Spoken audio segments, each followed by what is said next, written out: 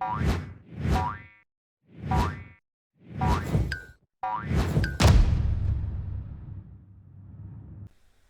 and welcome back to Frogboy X1 Gaming. I'm Andrew and today we're talking about a very important subject. So if you like this content, don't forget to like and subscribe and stick around to the end so you can hear my whole ramble. So let's get started with this. Okay, so I'm having a problem. Well, I'm not really necessarily having a problem. I think PlayStation's having a problem, to tell you the complete truth. I think that this COVID thing has really affected them to the point where they're kind of in a free fall right now. They don't really necessarily know what to do. I mean, you got Jim Ryan coming out sounding like Phil Spencer more. Maybe that's just his way of trying to rip the Band-Aid off, and saying, yeah, these games are coming to PC. But besides that, that doesn't even matter. Nobody should care if PlayStation games go to PC. Nobody should care. What I'm saying, though, is PlayStation is really going to be playing a lot of catch-up, because where you got Phil Spencer coming out, or not Phil Spencer, but Xbox coming out, they're dropping, Forza Horizon in 3 weeks, and then right after that, it's going to be Halo, 2 first-party games, and then a bunch of other, exclusive day one to, well, not exclusive, but day and date Game Pass games that are going to be coming throughout all of 22.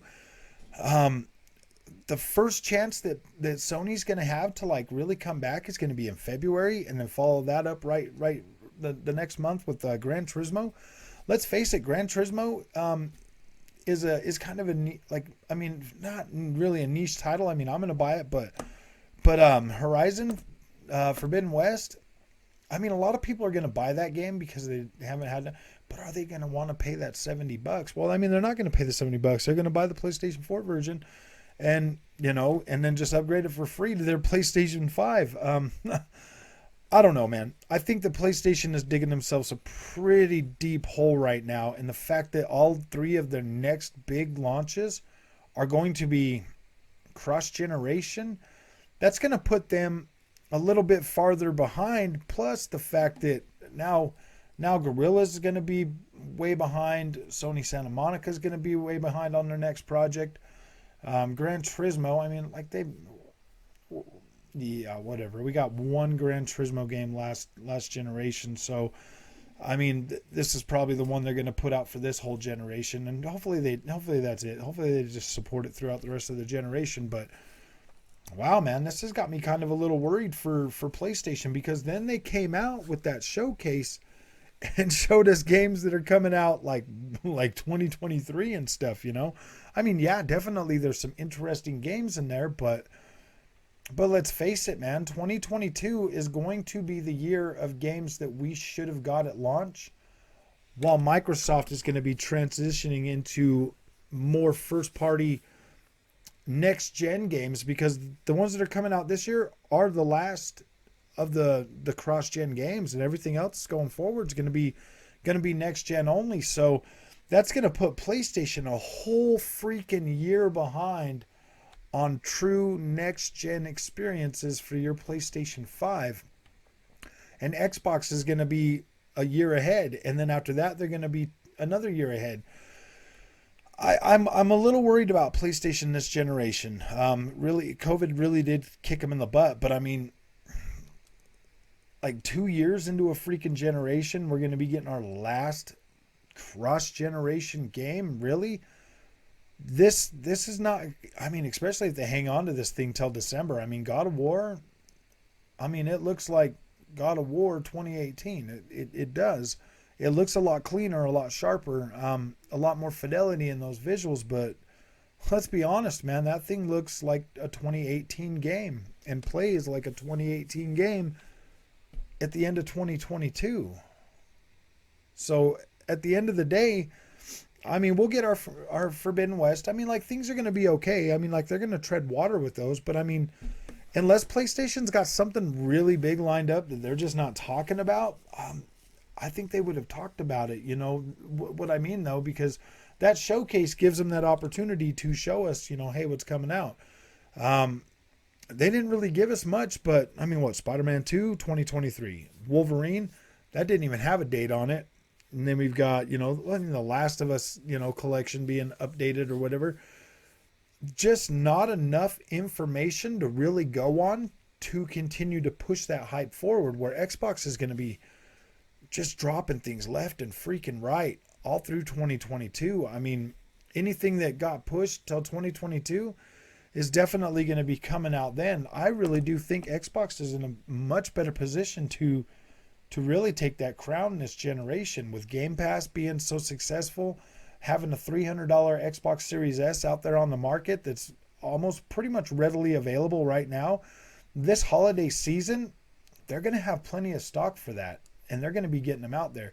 I'm seeing more of those Halo Xbox Series X's actually become available. Yeah, I think demand is starting to kind of calm down a little bit, to where we actually might see some of these consoles on the shelves this holiday season for like Christmas and stuff. And if Xbox has enough consoles out there to get them out the door, even if they're Series S's, I really do think there's going to be a pretty dramatic shift this generation going forward. Sony's cheapest offering is $400 for that PS5, all digital one. I mean, and we know how PlayStation guys are. They would rather have their disc, and they want to buy their games and stuff. So I don't know, man. I don't know. Like, I really do kind of have a little feeling that, PlayStation might have lost a lot of that hype that it had going into this generation. The fact that we're still going to be getting cross-gen games at the end of next year on PlayStation 5, and Xbox is going to have all next-gen games. Wow, this is going to be interesting. And PlayStation not having access to any more Bethesda games, aside from Ghostwire Tokyo. I mean, yeah, they'll have Ghostwire Tokyo. That is right. They will have that one. But that's the last Bethesda game going forward, man. So I really do think we're going to see a pretty decent sized shift this generation when it comes down to when it really comes down to it. Like when the rubber meets the road this generation, after people see what Forza Horizon 5 is gonna do, and what that's gonna look like, and after people get a taste of actual real Halo, if that Halo turns out to be a freaking good game, yeah, dude, I think we might see PlayStation kind of falter a little bit this generation. The only thing that's hurting both of these companies right now really is not having enough stock on the shelf. And seeing as Microsoft is, starting to really kick them out and crank them out even more, I think we're going to see a pretty big shift this generation. A lot more pro Xbox. I think this is going to be closer to the 360 generation for sure now.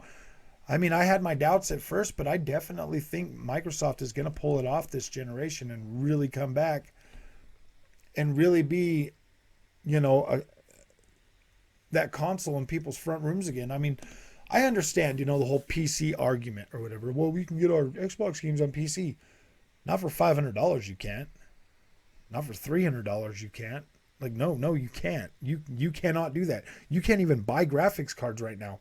So that's pretty dumb, man. That's pretty short-sighted, pretty naive. If you really believe that if a customer walks into a store and sees an Xbox Series X, sees a PS5 or no PS5 or like whatever, yeah, they're probably going to get that Series X. And by that time, they're going to have a lot of content to play, a lot of cool stuff to hang out with and do. Yeah, I really do think that PlayStation is definitely going to have the fight of their life this generation. So if you like this content, don't forget to like and subscribe, and I'll see you in the next one.